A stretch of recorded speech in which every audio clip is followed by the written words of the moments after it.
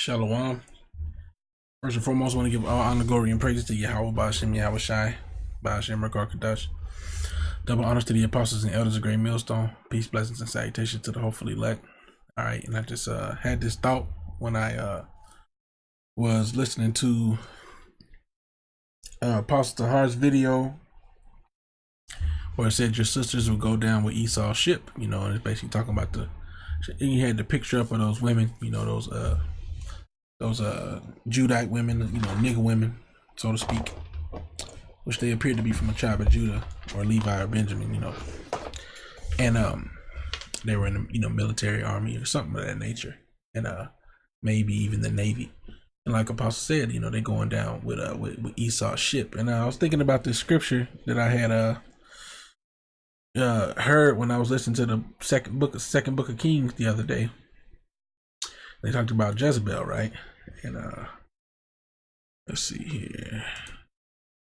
Matter of fact, let me see if I can get the direct quote.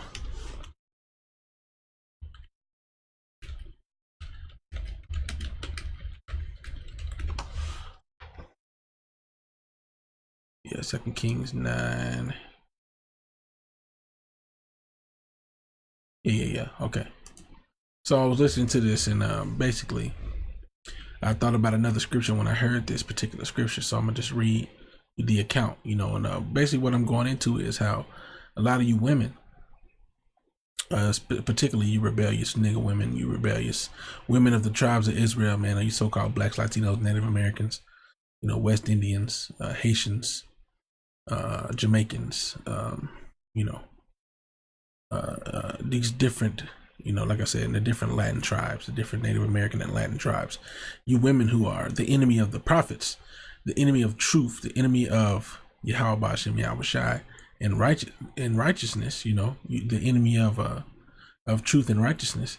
A lot of you women are gonna die, man, and you're gonna meet the fate of Jezebel, And like I said, some scriptures popped to mind, so I'm gonna just read this. It'll probably be a quick lesson, through the Spirit, unless the Most High give me some more precepts.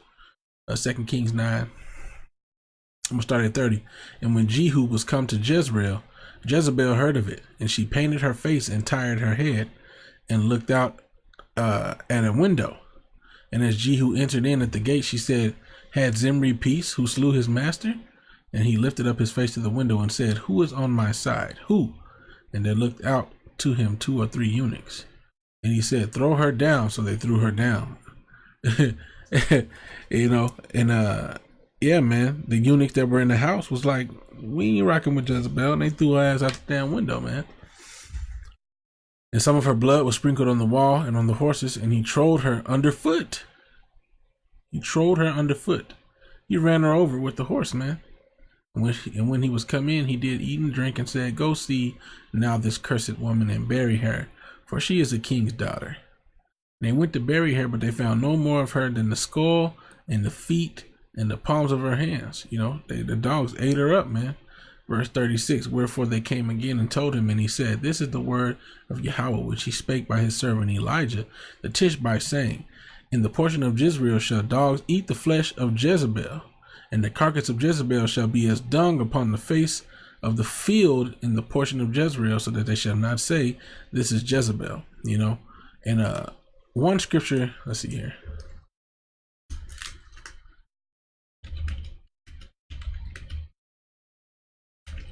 Another scripture came to mind. I'm gonna see if I can find that. Yeah, but this is the scripture that came to mind at first, Micah 7:10. Then she that is mine enemy shall see it, and shame shall cover her, which said unto me, Where is Yahweh thy power? Mine eyes shall behold her. Now shall she be trodden down as the mire of the streets. And it literally says right here what he's saying. And he said, "Throw her down." So they threw her down, and some of her blood was sprinkled on the wall and the horses. And he trod her underfoot. And that's what's going to happen to a lot of you so-called blacks, Latinos, and Native Americans. Women in particular, and men. It's going to happen to men too. But my focus right now is on the death of Jezebel, and how a lot of you women in that Jezebel spirit, which hate the prophets, hate righteousness, wish death upon the men of Israel, betray the men of Israel, the prophets in particular, you know, and just in general.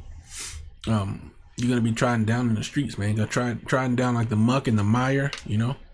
And let's get some etymology. I don't think I've ever looked this up. Get some etymology on that word mire.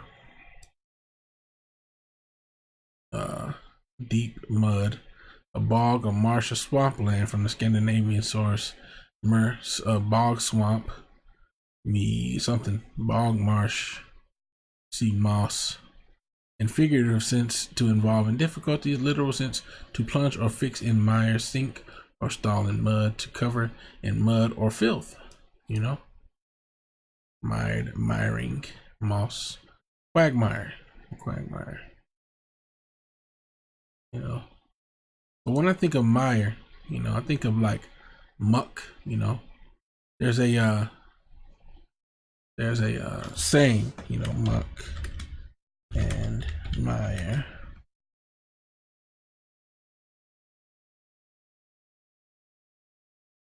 Let's see, muck and mire. Idiom, I guess.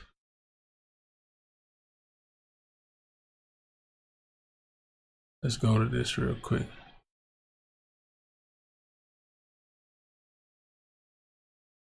Muck.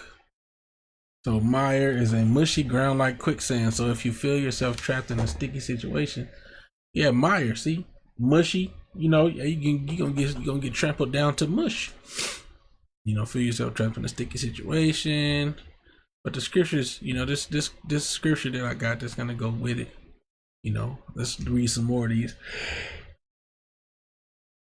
Like you, a deep soft mud and water or slush, slop, clay, mud, sloppy, you know, wet spongy ground of decomposing vegetation. Has poor drainage in swamps, and soil is unfit for cultivation, but can be cut and dry for fuel. All right, so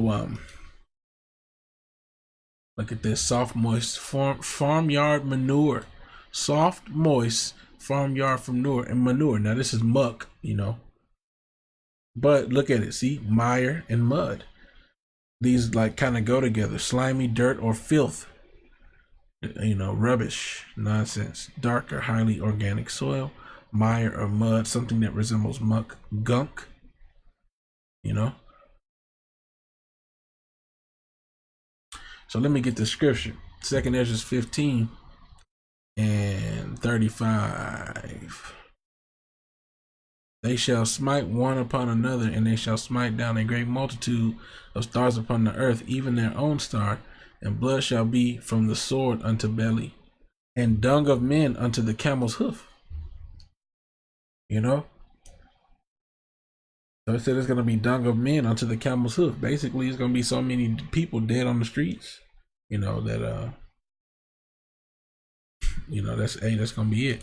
And they also talked about there being none to bury Jezebel. And I believe there's a scripture that talks about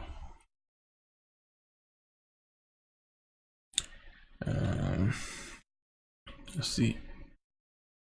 Can't really think about it. I'm thinking about Revelation, but I know that's like parabolic. But it says they should not suffer their dead bodies to be put in graves. I know that's parabolic. Let's see.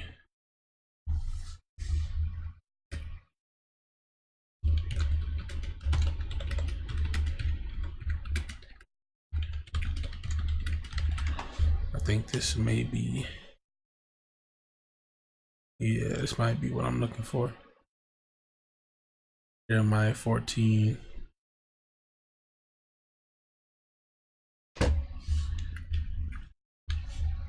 And the people to whom they prophesy shall be cast out in the streets of Jerusalem because of the famine and the sword, and they shall have none to bury them, their wives, nor their sons, nor their daughters, for I will pour their wickedness upon them. You know?